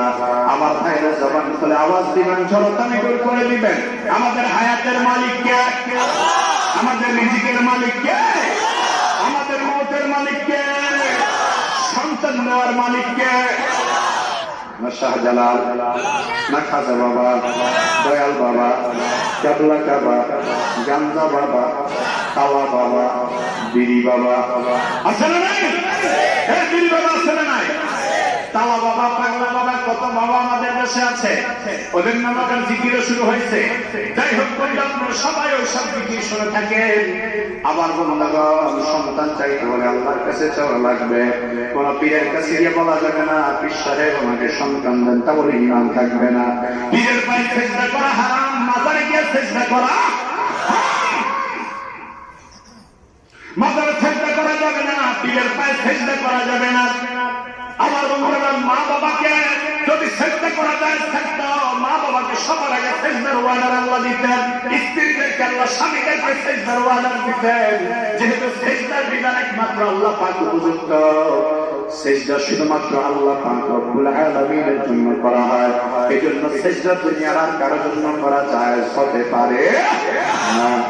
আগরবাতি দেওয়া, মোমবাতি দেওয়া, মাজারে জ্বালাবেন, কেন জ্বালাবেন, কি জন্য? মাজারওয়ালা কবরে আলো পাবে। কিছু মাজার তো বাংলাদেশে আছে ভালো মাজার, আমি ওই মাজারগুলি শ্রদ্ধা করি, মাজারে যাই জিয়ারত করি। আপনারাও যাবেন, প্রয়োজন হলে শাহজালাল শাহপুরা রহমাতুল্লাহ আলাইহির মাজারে যাবেন, জিয়ারতের উদ্দেশ্যে জিয়ারত করবেন। সিরু ফিল আরদ ফানজুরু কাইফা কানা আকিবাতুল মুত্তাকিন, তাকওয়াবানদের অবস্থা দেখার জন্য যাবেন। আল্লাহ ওয়ালাদের মাজারে যেখানে যাবেন, মাজার পড়েছে জিয়ারত করেন, সূরা ফাতিহা ক্লাস করেন। কিন্তু আপনি আগরবাতি দিলেন, মোমবাতি দিলেন। এখন মারা গেছে আমাদের ভদ্রলোক যে ছিল সিনেমার গুন্ডা, ওই লোক মারা গেছে, ওই লোকের কবরের পাশে মাজার দিচ্ছে, কবরের উপরে গম্বুজ দিয়ে মাজার করছে। এখন ওর গম্বুজের উপরে লাইট জ্বালায় রাখে, আবার পাখাও চালায় রাখে। আচ্ছা বলেন তো কি পরিমাণ ফায়দা কবরের ভিতরে হচ্ছে? কোন ফায়দা আছে? কথাগুলি আমাদেরকে মনে রাখতে হবে। আমার ভাইয়া ভুলে গেলে চলবে না। কোন মাজারে সিজদা করা যাবে না, কোন পীরের পায়ে সিজদা করা যাবে না, কোন মাজারে আগরবাতি দেওয়া যাবে না, কোন কবরে ফুল দেওয়া যাবে না। ঠিক কি বলেন? তবে ফুলের গাছ লাগাইতে পারবে, এটাকে বাগান করে সুন্দর করে গার্ডেন করতে পারবে, অসুবিধা নাই। কিন্তু মাজারে সিজদা দেওয়া, আগরবাতি দেওয়া, মোমবাতি দেওয়া এগুলো হারাম, শিরক এবং মারাত্মক প্রকারের বেদাত। কারণ আমার রাসূলের রওজা মুবারকে ফুলের কোন সিস্টেম নাই, আকরবাতি মোমবাতির কোন সিস্টেম নাই। সাহাবায়ে কেরামদের কারো কবরে আকরবাতি মোমবাতি জ্বালানোর কোন নিয়ম আর পদ্ধতি নাই, এবং হাদিসে আমরা এটা পাই নাই যে কোন কবরে আকরবাতি মোমবাতি জ্বালালে লাভ হয়। আবার বন্ধুগণ বলতেছিলাম, আমাদের বাংলাদেশে শিরিক কেমন করে চলছে। একটা সময় আমাদের দেশে অবস্থা ছিল এরকম, বান্দর নিয়ে আসতো, বানর এই বানর নিয়ে এসে হাতের রেখা গুনতো, কার কয়টা ছেলে মেয়ে হবে, হাতের রেখা কই না বইলা দিত, ঠিক না? এখন আমার বন্ধুগণ গুলিস্তানের মোড়ে, তারপরে কমলাপুর রেল স্টেশনের পাশে আমি ওই জন্য যাইতে আসার সময় দেখলাম এক ভদ্রলোক টিয়া পাখি নিয়ে বসা আছে। আমি কইলাম, টিয়া পাখি নিয়ে কি করো? ভাগ্য গণনা করি। আমি কই, বেটা ইমানটাকে ঠিক কর, তোর ভাগ্য আগে তুই ঠিক কর, তারপরে মানুষের দিকে গণিস। এক ভদ্রলোক আসছে, টিয়া পাখি বলা যায়, ভাইকে কি আপনার হাতের লেখাটা? হাতের লেখা দিছে। টিয়া পাখি নিয়ে হাতের লেখা গনে কই, ভাই আগামী এক সপ্তাহের মধ্যে আপনার বড় বিপদ আছে। কথাটা বলার সাথে সাথে ভদ্রলোক নাক কান বরাবর একটা থাপ্পড় ওই টিয়া পাখিওয়ালারে দিচ্ছে। টিয়া পাখিওয়ালাকে ব্যাপার কি আমার থাপ্পড় দিলা কেন? আমি কই, তোমার ভালো চাই। কই, বেটা আমার হাতের রেখা দেখে বলতে পারলে এক সপ্তাহের মধ্যে আমার বিপদ আছে। আজকে সকালবেলা তোর হাতের রেখা তুই দেখলি না, আমার হাতের দিকে তাকাইলে যে আমার থাপ্পড় খাবি। এই জন্য লোকমান হাকিম তার সন্তানকে এক নম্বর নসিহত করলেন, ইয়া বুনাইয়া লা তুশরিক বিল্লাহ,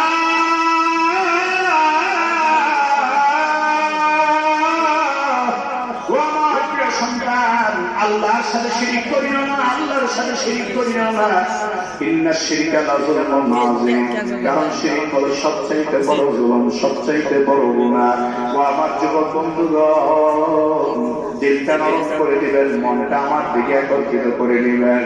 ও আমার বন্ধুগণ, দিলের তাল্লুক নিয়ে, সম্পর্ক নিয়ে, মহব্বত নিয়ে আলোচনা করে শোনার চেষ্টা করো। আমার বন্ধুগণ, আল্লাহ বলেন, লোকমান হাকিম, তুমি তোমার সন্তানকে আমি আল্লাহর সাথে পরিচিত করায় দিলা। যে সন্তানের মা বাবা সন্তানকে আল্লাহর সাথে পরিচয় করায় দেয়, এবার আল্লাহর দায়িত্ব হয়ে যায় আমার আল্লাহ ওই সন্তানকে তার মা বাবার সাথে পরিচিত করায় দেয়। আল্লাহ বলে, তুমি এক সন্তানেরা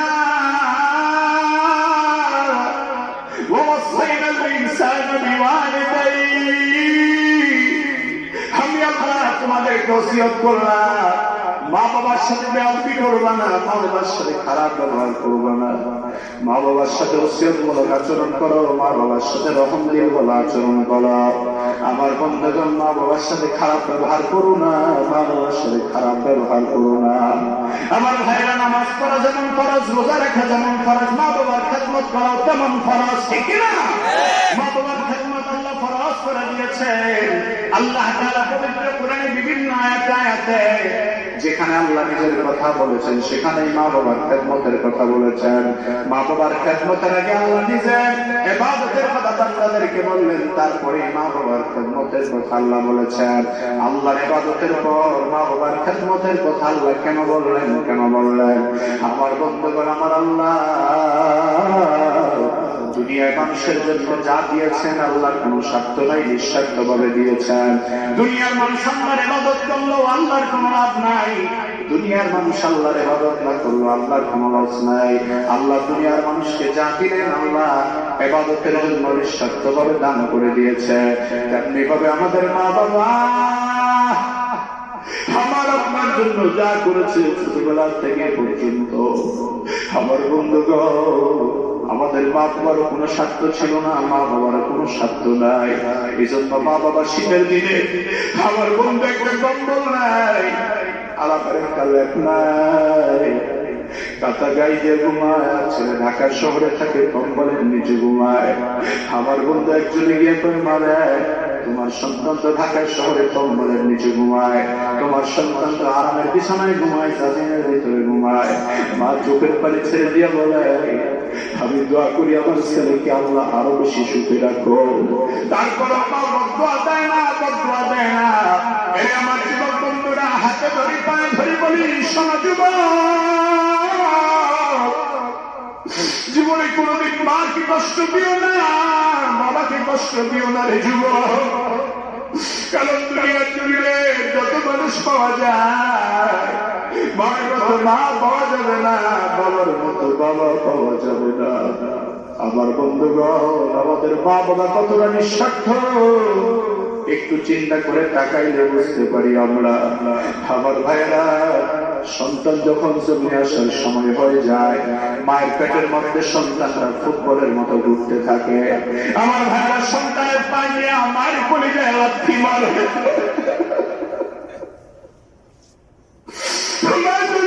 আজকাল হাঁটি তলায় পড়ে যায়, রক্তাক্ত দেহটা নিয়ে আমি আপনি জমিনের মধ্যে আসলাম। এ অবস্থায় কত মার মৃত্যু হয়ে গেছে, তার কোনো হিসাব নাই। আমার বন্ধু, যখন মায়ের মাথায় পানি দিয়ে হুঁশিয়ানো হয়, সবার আগে জানতেছে আমার কলিজার টুকরাটা কোথায়। সন্তানটাকে কোলে দিলে মা রক্তাক্ত দেহটা নিয়ে সন্তানের গালের মধ্যে মা চুমা খায়। রাতের পরে রাত কে তোমার জন্য পাহারাদারি করেছে? কে তোমার জন্য তুমি কষ্টের পরে কষ্ট করেছে? আজকে মায়ের কথা ভালো লাগে না, বাবার কথা ভালো লাগে না, মায়ের কথা শুনতে মনে যায় না, বাবার কথা শুনতে মনে যায় না। অথচ একটা সময় এমন ছিল, রাত্রেবেলা সন্তান আমরা অসুস্থ হয়ে গেছি, বাবা যেন ডাক্তারের জন্য দৌড়ায়, ডাক্তার পায় না, কবিরাজের জন্য যায়, কবিরাজ পায় না। এত বেশি বেশি ডাক্তারি দোকানও ছিল না, ডাক্তারও ছিল না। সর্বশেষ মা সন্তানের মাথার মধ্যে রক্ত দেখা, সন্তানের মাথায় জ্বরের অবস্থা বেশি দেখা, মা যখন বিছানাটা বিছায় আল্লাহ দরবারে দুই হাত করে দোয়া করে বলে, আল্লাহ আমার সন্তানের রোগটা তুমি ভালো করে দাও। যদি আমার সন্তানের রোগটা ভালো করে না দাও রে আল্লাহ, আমার কলিজার টুকরা সন্তানের রোগটা আমারে দিয়া দাও। তারপর আমার কলিজার টুকরা সন্তানকে ভালো করে দাও, ভালো করে দাও আল্লাহ।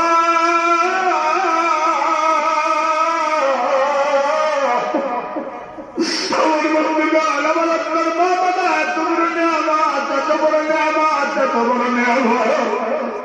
দুনিয়ার জীবনে মায়ের মধ্যে এত বড় নিয়ামত নাই, দুনিয়ার জীবনে বাবার মধ্যে এত বড় নিয়ামত নাই। আমার স্বামী স্ত্রী একই বিছানায় ঘুমিয়ে আছে, হঠাৎ করে দুধের বাচ্চারা কান্নাকাটি শুরু করে দিয়েছে। বাবার মনটা একটু বেজার হয়ে গেল। বাবা সারাদিন পরিশ্রম করে 12টার পরে ঘুমাইতে আসছে। 2টার সময় বাচ্চার কান্না, এই কান্নার কারণে বাবার ঘুমটা ভেঙে গেল। বাবা কাছের মাছের আওয়াজ শুরু করলো, চিঠিমিঠি শুরু করলো, বিরক্ত বোধ প্রকাশ করতে লাগলো। আমার বন্ধুগণ, বাচ্চার মা স্বামীর অবস্থা দেখে বাচ্চাটাকে নিয়ে শীতের রাতে উঠে গেল, কম্বলটা ফেলে দিয়া, কাঁথাটা ফেলে দিয়া বাচ্চাটাকে নিয়ে উঠে হাঁটাহাঁটি শুরু করলো। বাচ্চার কান্না সান্ত্বনা করার জন্য একবার সামনের রুমে যায়, আবার পিছনের রুমে আসে। আমার বন্ধু, বাচ্চার কান্না বন্ধ হয় না, বন্ধ হয় না।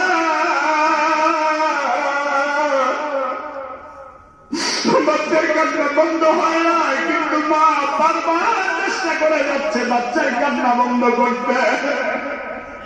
ওই সময় যুবকের মনে পড়ে গেল, হয় না আমার সন্তানের জন্য আজ আমার স্ত্রী ঘুমাইতে পারে না, যদি আমার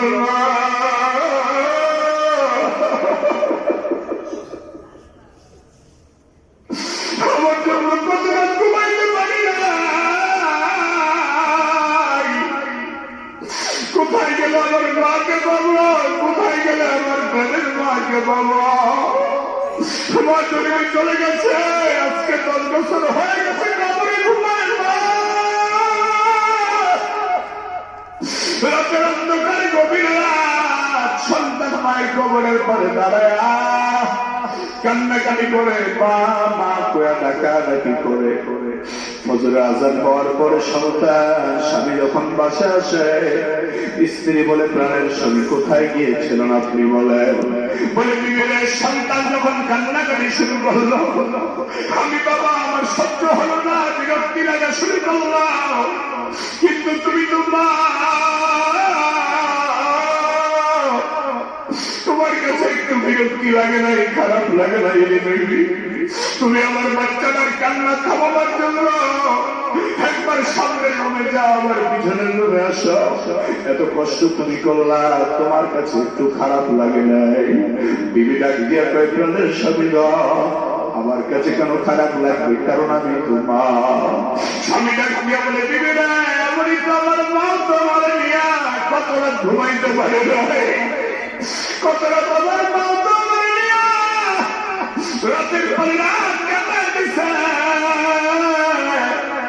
আমার মা নিয়ত কত রাত ঘুমাতে পারে নাই, আমার মা আমার জন্য কত কষ্ট করেছে, না খায়া দিনা বিপদ করেছে, তারপরে আমার কষ্ট হতে দেয় নাই। আল্লাহ কয়, বান্দারে তোর মা বাবা নিঃস্বার্থ, নিঃস্বার্থ, এবং মায়ের মনে কষ্ট দিবি না, বাবার মনে কষ্ট দিবি না। আল্লাহ বলেন, তোমার মা তোমার জন্য কষ্টের পরে কষ্ট করেছে। আমার বন্ধু 10 মাস 10 দিন একটা ইটের লাকড়ি নিয়ে, ইটের বোঝা নিয়ে পেটের মধ্যে পাইতে দেন, কয়দিন আপনি হাঁটতে পারবেন? আপনার মা তো 10 মাস 10 দিন হেঁটেছে।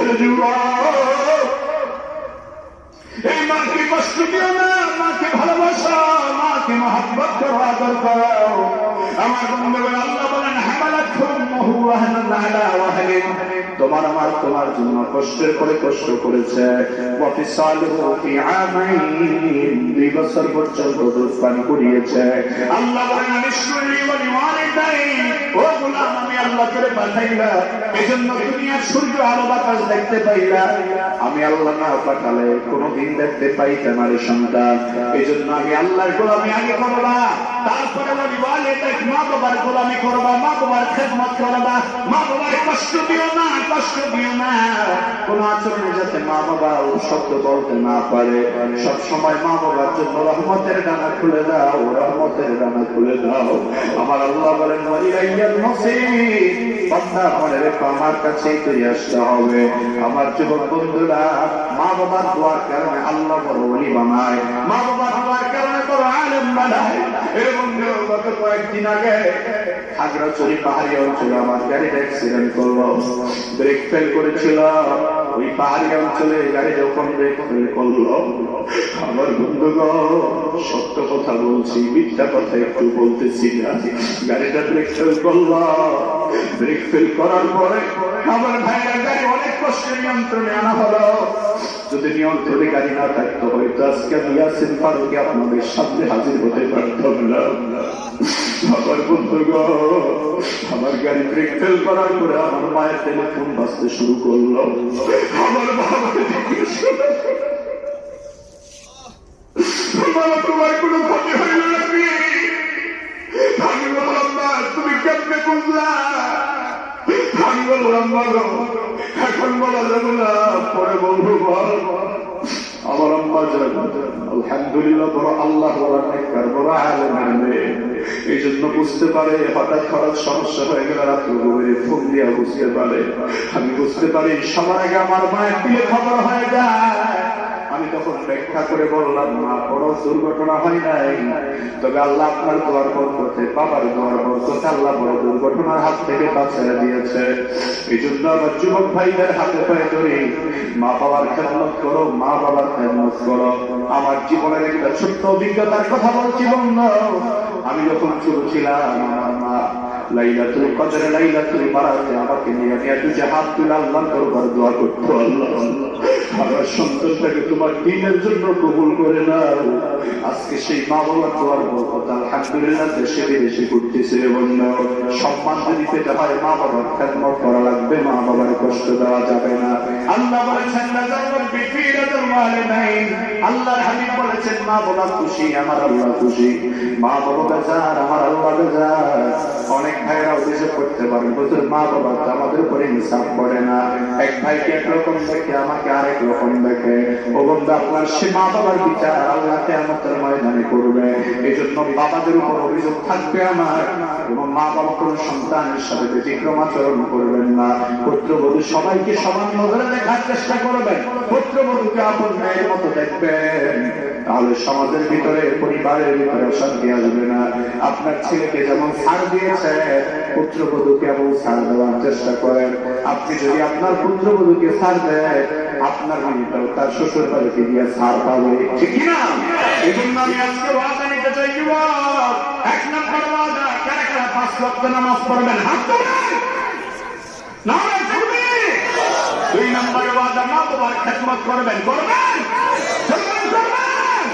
মা বাবার কষ্ট দিবেন না, হাত তুলে রাখেন যুবক ভাইরা। অনেকে বলতে পারেন, হুজুর আপনি ওয়াজ করেছেন, চোখের পানি চলে এসেছে মা বাবার কথা স্মরণ করে, এখন আমার তো মা নাই বাপ নাই, কেমনে মা বাবার খেদমত করবো? আজকের এই মাহফিলে একটু মা বাবার জন্য দোয়া করে যাবেন, মোনাজাত দিয়ে যাবে, আল্লাহর জন্য, আল্লাহর ঘরের জন্য কিছু দান করে যাবে। এটা আপনার মা বাবা পেয়ে যাবে বন্ধু, আপনার মা বাবা পেয়ে কবর থেকে আপনার জন্য রুহানি দোয়া পাঠাবেন। আমরা একটু মা বাবার জন্য খেদমত করতে রাজি আছি না নাই? আল্লাহ তুমি কবুল করো, যেরকম আমি একটা মানুষ দেখতে চাই মা বাবা বলছেন, আপনাদের জন্য এখন দোয়া করবো। আল্লাহুম্মা আমিন। আলহামদুলিল্লাহি রাব্বিল আলামিন, আসসালাতু ওয়াসসালামু আলা সাইয়্যিদিল মুরসালিন ওয়া আলা আলিহি ওয়া সাহবিহি আজমাইন। ربنا ظلمنا أنفسنا وإن لم تغفر لنا وترحمنا لنكونن من الخاسرين। رب العالمين বসলাম, কিছুক্ষণ আগে বসলাম, সময় বাঁচতে বাঁচতে 12:30 বেজে গেছে রে আল্লাহ। তোমার কোরআন প্রেমিক বান্দাগুলি সাতক পাখির নাই পাঙ্গাপালের মতো পাগল পাড়া হয়ে কোরআনের আলোচনা শুনেছি গো আল্লাহ। ইয়া আল্লাহ, ঘরটার সাথে বসেছে, তোমার ঘর মসজিদের জন্য সাধ্য মতো দান করেছে আল্লাহ। আমরা যদিও গুনাহগার, কিন্তু আমরা তোমার তো গোলাম, তোমার তো বান্দা। ইয়া আল্লাহ, গোলামের দাবি নিয়ে তোমার দরবারে হাত বাড়াইয়া আল্লাহ যদি মার কাছে গিয়ে সন্তান ক্ষমা চায়, মা মাফ না করে পারবে না। বাবার কাছে গিয়ে ক্ষমা চায়, বাবা মাফ না করে পারবে না।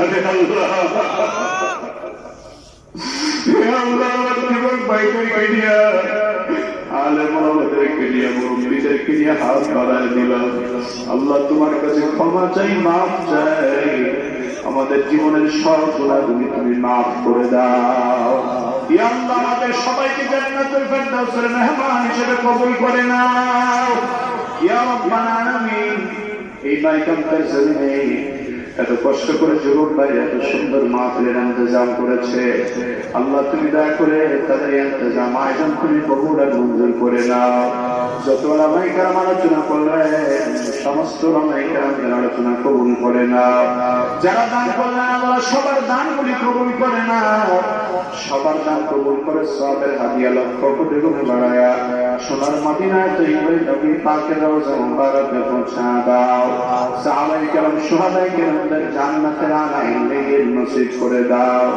ইয়া রাব্বাল আলামিন, এই নয়কামদার জমিনে যত মুসলমান নরনারী কবরে ঘুমায়, আল্লাহ দয়া করে মেহেরবানি করে সবার কবরে আযাব তুমি মাফ করে দাও। আল্লাহ খাস করে আমি যখন আলোচনা করছিলাম তখন দেখেছি অনেক যুবকদের চোখের কোনায় পানি টপ টপ করে পড়তেছিল। আল্লাহ তুমি একটু জিজ্ঞেস করে দেখো না তারা কেন ইবা কেঁদেছিল। আল্লাহ তারা বলবে, মাওলা রে, আমাদের মা দুনিয়ায় বেঁচে নাই, বাবা দুনিয়ায় বেঁচে নাই। আল্লাহ আল্লাহ আমাদের মা নাই, বাবা আল্লাহ কবরে আযাব তুমি মাফ করে দাও। আব্বার কবর তুমি জান্নাতের বাগান বানায় দাও। ইয়া আল্লাহ, সবার আব্বা আম্মা জীবনের গুনাহ মাফ করে দাও। আমার প্রাণের আব্বা আম্মাকে অনেক খারাপ দারাজ করে দাও। ইয়া আল্লাহ, আমাদের আপনজন আত্মীয় স্বজন যারা কবরে সবাইকে মাফ করে দাও। ইয়া আল্লাহ এই মসজিদ যারা প্রতিষ্ঠা করে গেছেন আজ অনেকে কবরবাসী হয়ে গেছেন তাদেরকে তুমি মাফ করে দাও আল্লাহ তাআলা মসজিদের জন্য আমার যে ভাইরা কষ্ট করতেছেন সবার মেহনত পরিশ্রম তুমি কবুল করে নাও ইয়া আল্লাহ জাওকাত মাইকামনা পূর্বপাড়া যুব সমাজ অনেক কষ্ট করে অনেক কোটি টাকা মাঠের জন্য তারা দিয়েছে আল্লাহ আল্লাহ যে যুবক ভাইরা কষ্ট করে দিনের মহাপ্রতি কাজটা করলো আল্লাহ তুমি তাদেরকে হযরত খালিদ বিন ওয়ালিদ রাদিয়াল্লাহু তাআলা আনহুর সাথে জান্নাতে হিসেবে কবুল করে নাও ইয়া রাব্বাল আলামিন যুব সমাজকে 5 ওয়াক্ত নামাজি বানায় দাও রে আল্লাহ আমার প্রিয় যুবকদেরকে 5 ওয়াক্ত নামাজি বানায় দাও আল্লাহ কোরআন পড়নেওয়ালা বানায় দাও ঘরে ঘরে মা বোনদেরকে আবেদা সালেহানের গাড়ি বানায় দাও আয় আল্লাহ আপনাদের সন্তানকে দিনদার সন্তান হিসেবে কবুল করে নাও ইয়া আল্লাহ মুরব্বিদেরকে নেখায়া দরাজ করে দাও যুবক ভাইদের কবুল আর মঞ্জুর করে নাও আল্লাহ যাদের চাকরি নাই তাদের চাকরির ব্যবস্থা করে দাও ইয়া আল্লাহ যাদের কামাই রোজগার নাই তাদের হালাল কামাই রোজগারের ব্যবস্থা করে দাও সৎ পথে পরিচালিত হওয়ার তৌফিক দিয়া দাও আল্লাহ ইয়া আল্লাহ সৎ পথে ইনকাম করার তৌফিক দিয়া দিও আল্লাহ রব্বুল আলামিন মা বাবার খেদমত করতে কার না মনে চায় সবাই যেন মা বাবার খেদমত করতে পারে সেই তৌফিক দান করে দিও আল্লাহ ছোট ছোট মাসুম বাচ্চারা আল্লাহ দীর্ঘ রাত 12টা পর্যন্ত বসে বসে আলোচনা শুনেছে আল্লাহ এদেরকে তুমি তোমার নেককার বান্দা হিসেবে কবুল করে নাও মা বাবার নেক সন্তান হিসেবে কবুল করে নাও আল্লাহ তাদের লেখাপড়ায় উন্নতি আর তারাক্কি দান করে দাও আল্লাহ আমাদের আপনজন যারা বিদেশে আছে বিদেশের বাড়িতে হেফাজত করে দাও অনেক ভাইরা বিদেশ থেকে আজকে এই প্রোগ্রাম দেখেছে আল্লাহ আর চোখের পানি ছেড়েছে বাড়ির মাহফিল যেতে পারলো না আল্লাহ তুমি যুবকদেরকে দয়া করে মাফ করে দাও আল্লাহ তাদেরকে বিপদ মুসিবত থেকে দয়া করে হেফাজত করে দাও আল্লাহ তাদের কামাই রোজগারে বরকত দান করে দাও ইয়া আল্লাহ মসজিদ কমিটির সব সদস্যদেরকে কবুল করে নাও সবার হায়াতে বরকত দান করে দাও আল্লাহ মাহফিলের সম্মানিত সভাপতি সাহেবকে নেক হায়াত দারাজ করে দাও আমাদের অধীনের উলামায়ে কেরামদেরকে আল্লাহ কবুল করে নাও খাস করে মাওলানা মুহাম্মদ আরশাদুল্লাহ আল্লাহ তোমার দ্বীনের খেদমতের জন্য ভাইকে কবুল করে নাও রব্বুল আলামিন জানি না কোন দিন জানি জীবনের শেষ দিন হয়ে যায় আল্লাহ তোমার দরবারে ফরিয়াদ মরণের আগে একবার হলো সোনার মক্কা মদিনা দেখার তৌফিক দিও আল্লাহ সারা বিশ্ব থেকে মহামারী ভাইরাস উঠে নিয়ে যাও আল্লাহ মুসলমানদেরকে ভাইরাস থেকে হেফাজত করে দাও সকল আযাব গজব থেকে হেফাজত করে দাও আল্লাহ মুসলমানদের বিজয় দান করে দাও আল্লাহ কাফের বেঈমানদের হাতে তোমার নবীর উম্মতকে আর মার খাওয়াইও না আল্লাহ উলামায়ে কেরামদেরকে আর বেইজ্জতি করিও না আল্লাহ আলেম ওলামাদের সম্মান মর্যাদা রক্ষা করো আল্লাহ মুসলমানের ইজ্জতকে তুমি রক্ষা করো আল্লাহ ইয়া আল্লাহ তুমি আমাদের উপর খাস রহমত নাযিল করো আমাদের দেশের উপর খাস রহমত নাযিল করো আমাদের দেশের স্বাধীনতাকে আল্লাহ তুমি হেফাজত করো রব্বানা তাকাব্বাল মিন্না ইন্নাকা আনতাস সামিউল আলিম ওয়া তুব আলাইনা ইন্নাকা আনতাত তাওয়াবুর রহিম ওয়া সাল্লাল্লাহু তাআলা আলা খায়রি খালকিহি মুহাম্মাদিন ওয়া আলা আলিহি ওয়া আসহাবিহি আজমাইন آمين آمين برحمتك يا أرحم الراحمين السلام عليكم